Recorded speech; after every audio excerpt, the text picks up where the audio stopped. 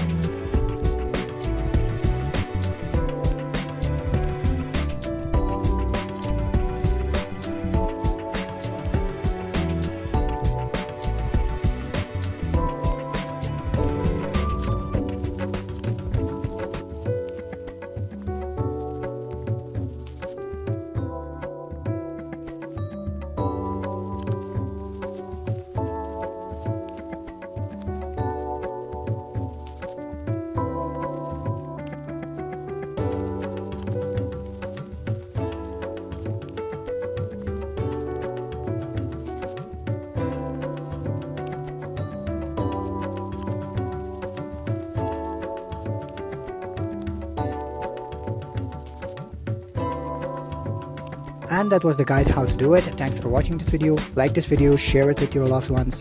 Don't forget to subscribe, don't miss out the next videos, and good luck. Till the next time.